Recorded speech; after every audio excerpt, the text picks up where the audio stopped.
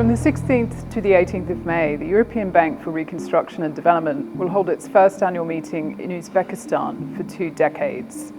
The Multilateral Development Bank re-engaged with the country following a decade-long absence due to concerns about the country's human rights track record under former President Islam Karimov. Now the bank is helping the country's new reformist government modernize the Uzbek economy, investing a record $900 million in major renewables and banking projects last year. I sat down with EBRD President Odile Rano Basso to talk about the bank's work in Uzbekistan and key topics that are up for discussion at this year's annual meeting. You have the EBRD meeting in Uzbekistan, in Samarkand, which is the first, I understand, meeting in the Central Asian region or in Uzbekistan since 2003. What is the significance of the location for this meeting? I mean, it's an important signal for Uzbekistan. Indeed, our last meeting there was in 2003. We had another meeting in Central Asia, in Astana, in Kazakhstan, in 2012.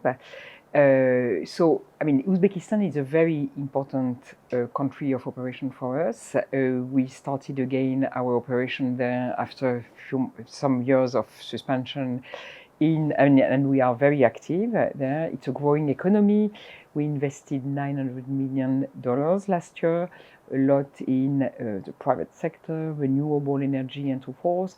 And we also support the dialogue Uzbekistan has with its international investors so as to stimulate private sector investment in the country.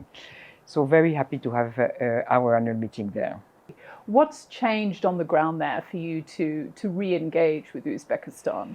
I mean, we re-engage with a new president, Mr. Medvedev, who launched an important reform agenda, and we came in support. We reinvested in the country in support of this reform agenda, which is more openness, more transparency, more, focused to the private sector and so forth. So I think this has been the trigger for EBRD to start again in the country, and this is a very important focus we keep having, promoting the transformation and the reform of the country.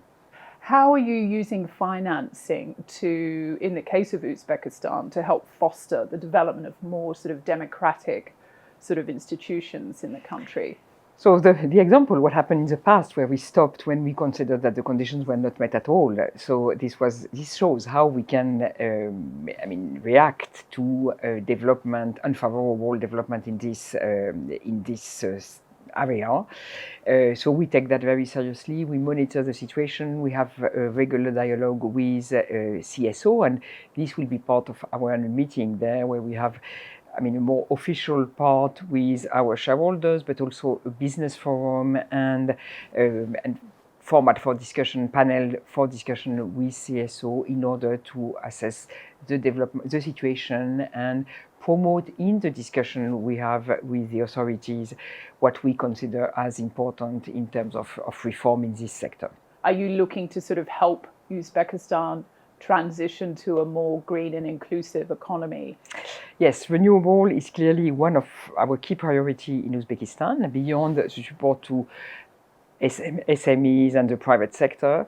We've been investing the biggest project we ever done in renewable this year, with 1 gigawatt of investment in renewable. So this was really a landmark project showing the potential of the country and also the willingness of the country to move out of coal progressively. Of course, it remains a big challenge, but I think there is a lot of potential, and we are really pushing to develop it as much as we can. And we also attracted, one interesting part is that we finance, but we also attracted private investors to participate to this project. So this is also it illustrates the role of MDBs, which is not only to use our own balance sheet, but also bring private investors and to unlock additional capabilities.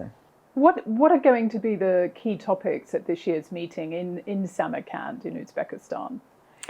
So the theme of the meeting is investing in resilience. So, because the global economy and all our countries of operation have been through major shocks, starting with COVID, then the war on Ukraine, which affected a lot of our countries of operation because of the regional dimension.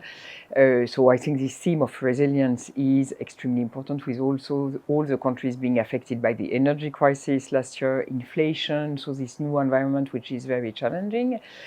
More specifically, I think that we will focus certainly quite a lot, at least among governors, the discussion on our response to the war in Ukraine, the EBRD support to Ukraine, and how to move forward this agenda.